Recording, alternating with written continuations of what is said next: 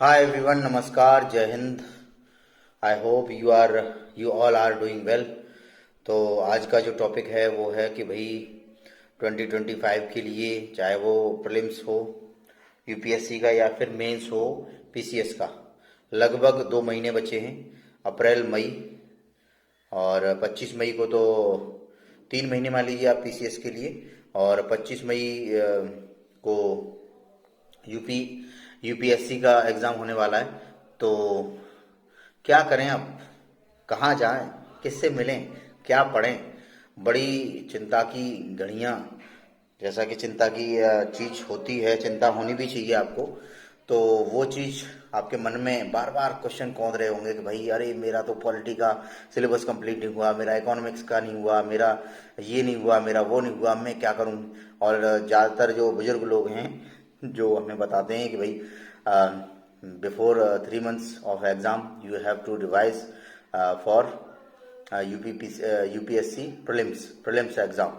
तो देखिए, जो लोग पहली बार इसे देख रहे हैं उन्हें ये पता होना चाहिए, या मैं बता देता हूँ उनको, कि प्रीलिम्स जो एग्ज़ाम होता है वो 200 नंबर का होता है, 100 क्वेश्चंस होते हैं। और ऐसे ही सी सेट में 80 क्वेश्चन होते हैं और वो भी आपका 200 मार्क्स का होता है। सी सेट में पिछले 3-4 साल से बड़े बड़े दिक्कतों का सामना करना पड़ रहा है लोगों को, क्योंकि जो हिंदी में माध्यम के हैं उन्हें इंग्लिश और हिंदी में समस्या आ रही है। मैथ में तो हवा नहीं लग रही, क्योंकि मैथ के जो क्वेश्चंस हैं वो बहुत अच्छे लेवल के आ रहे हैं।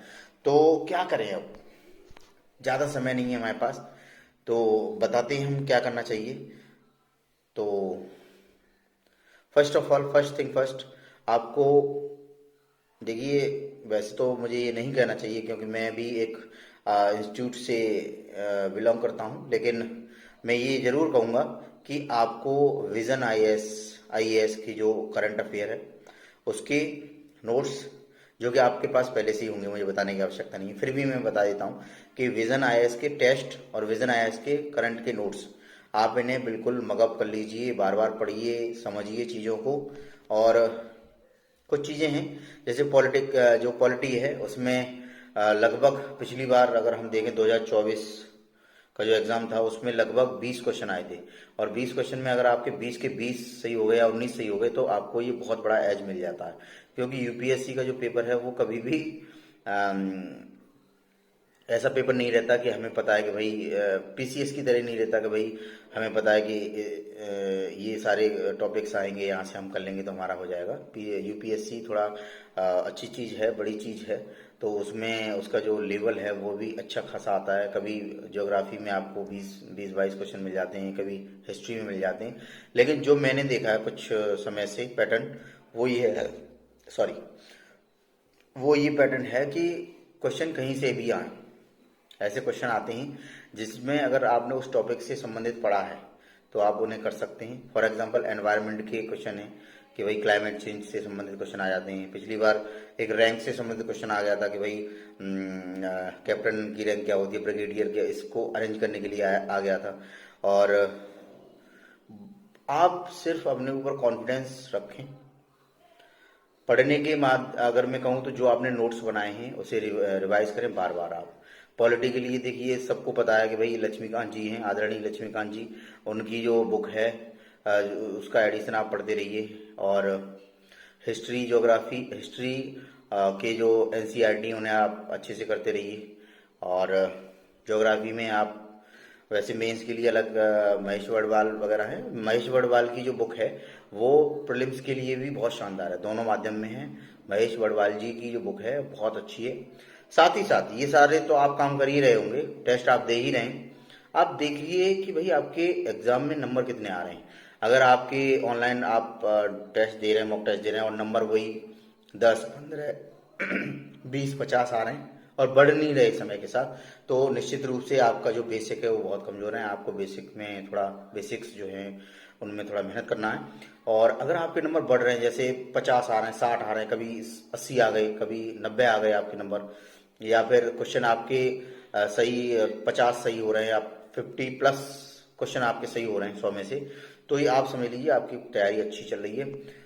एक और चीज़ है जो लोग ज़्यादा इसमें परेशान रहते हैं, वो है कि समय से नहीं सो पाना। देखिए, सोने का एक चक्र है, हमारा बायोलॉजिकल एक चक्र होता है, साइकिल होता है, जिसमें हमारा सोना भी सम्मिलित रहता है। तो अगर हम टाइम से 8 घंटे या 7 घंटे या 6 घंटे की नींद ले रहे हैं तो चलता रहता है। कभी कभार प्रेशर में आके, पीयर प्रेशर में आके, या फिर एग्जामिनेशन की जो टेंशन है वो इस कदर हावी हो जाती है कि हमें इंसोम्निया हो जाता है। हमारा कोई चक्र नहीं रहता कि हम कब सोएं कब जगें। तो जैसा कि हम जानते हैं भाई, टाइम हमें पता है कि 2 पेपर होते हैं, एक सुबह होता है, एक शाम को होता है। तो सुबह और शाम को मतलब दोपहर में। और ज़्यादातर लोग, मैंने देखा है बहुत सारे लोग दोपहर में आराम करते हैं, 2 बजे सो जाते हैं या 3 बजे सो जाते हैं और रात में जगते हैं पूरा। तो अभी से आप एक रूटीन बनाइए, 2 पेपर अभी से हल कीजिए आप। सुबह 9 से 11, 9, 10, 11, 2 घंटे का। और शाम को 2 से 4 या 4:30 या 2:30 से 4:30, जो भी आपका टाइम टेबल बनना है वो। साथ ही साथ इसके अलावा बजट बहुत इंपॉर्टेंट है। बजट से हर साल क्वेश्चन पूछे जाते हैं। इकोनॉमी में हमारे एक मृणाल सर हैं, उनकी एकदम इकोनॉमी के आप लेक्चर देख डालिए। देखिए आपने क्या किया है, क्या नहीं किया, कितना आप पढ़े, कितना नहीं पढ़े, अभी कोई कुछ मैटर नहीं करता। आप अगर 60 दिन भी बहुत अच्छे से चीज़ें क्लियर कर लेंगे, कुछ ऐसे सार्वभौमिक यूनिवर्सल टॉपिक्स होते हैं, जैसे एनवायरनमेंट में कुछ टॉपिक हो गए कि ये सम्मेलन कहाँ चल रहा है, वो सम्मेलन कहाँ चल रहा है, COP 25 कब हुआ, 24 कब हुआ, है ना, क्लाइमेट चेंज की, और पेरिस वाला जो एग्रीमेंट है वो कब कहाँ हो रहे हैं, सम्मेलन कहाँ हो रहे हैं। आप एक साल अगर अगर AI पे भी डाल देंगे कि भाई इम्पोर्टेंट एनवायरमेंटल समिट, तो वो आपको सब दिखा देगा। उससे आप नोट्स बना लीजिए और बार बार पढ़िए। बाकी आपको कम से कम 5 साल के जो प्रीलिम्स के जो पेपर हैं वो आप बार बार उन्हें देखिए, कौन से टॉपिक से क्वेश्चन ज़्यादा आते हैं। जैसे एक टॉपिक है पॉलिटी में, प्रेसिडेंट, बहुत फेवरेट टॉपिक है। हर साल आपको प्रेसिडेंट और राज्यपाल से आपको एक क्वेश्चन यूपीएससी में हर साल मिल जाएगा। फंडामेंटल राइट्स हैं, DPSP हैं, इनमें से एक क्वेश्चन आपको मिलना ही मिलना है। तो ये सारे क्वेश्चन आप गलत ना करें। अगर आपके ये क्वेश्चन गलत हो गए तो फिर कहानी थोड़ी गड़बड़ हो सकती है, क्योंकि पॉलिटी और हिस्ट्री, ये दो, पॉलिटी, हिस्ट्री, ज्योग्राफी और एनवायरनमेंट, ये 4 सब्जेक्ट ऐसे हैं जिनमें आपके कम से कम क्वेश्चन गलत होने चाहिए। तो आप थ्रू हो जाएंगे, प्रीलिम्स में आप अच्छा कर सकते हैं। और हो सकता है फर्स्ट टाइम अगर आप दे रहे हैं तो फर्स्ट टाइम में भी आपका नंबर आ जाए। और मैप वाले क्वेश्चन आपको जरूर पढ़ने हैं कि भाई इराक कहाँ है, ईरान कहाँ है, रशिया कहाँ है, इनकी इम्पोर्टेंट लेक्स क्या हैं, नदी, जंगल, पहाड़ कहाँ, कौन से एरिया में, ये सारी चीज़ें आप पढ़ के जाइए। और टेस्ट पेपर आप अवश्य लगाएं, अपना मूल्यांकन अवश्य करें, दूसरों की हवाबाजी में न रहें। भाई कोई कह रहा है, कोई टीचर कह रहा है, या फिर कोई मेंटोर कह रहा है कि ऐसे करें वैसे करें, इतना समय आपके पास अब बचा नहीं। आपका सिलेबस कंप्लीट हो ही गया होगा। अगर नहीं हुआ है तो वो चीज़ें छोड़ के जो हमारे पास है उसी में हम रिवाइज करें। और जैसा कि मैंने बताया, विजन IAS के टेस्ट आते हैं। और भी आपको अगर लगता है कोई इंस्टीट्यूट ऐसा है जो जिसके टेस्ट अच्छे हैं, आप उन्हें टेस्ट निकालिए, उनके नोट्स बनाइए, जो चीज़ें आपकी कमज़ोर हैं वो आप कीजिए।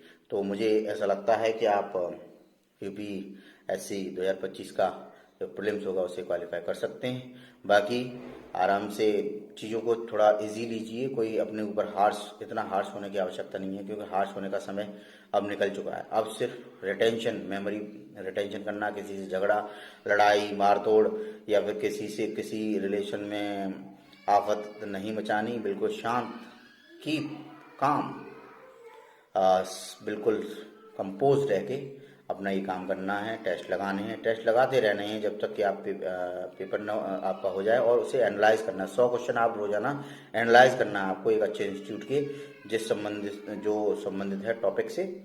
और देखते हैं, क्योंकि सबको पता है, कोई कितना भी पढ़ा हो, कितना भी टॉपर रहा क्यों ना रहा हो, बाद में टॉपर लोग अलग अलग बातें करते हैं कि भाई मैं इतना होशियार था, मैंने इतनी पढ़ी थी, मैं 18 घंटे नहीं सोता था, पढ़ता रहता था। ये सारी फालतू की चीज़ें हैं। सारे एस्पिरेंट्स जो पढ़ते हैं सब सीरियस होते हैं। ये 100% में लगभग 50-60% जो लोग होते हैं वो सीरियस होते हैं। बाकी लोग ऐसे, कुछ लोग मजे लेने जाते हैं, कुछ, हर इंसान का अलग अलग अपना सिस्टम होता है। कुछ लोग भटके हुए होते हैं, वो दूसरी फोकस न रखे, दूसरी चीज़ों में लग जाते हैं।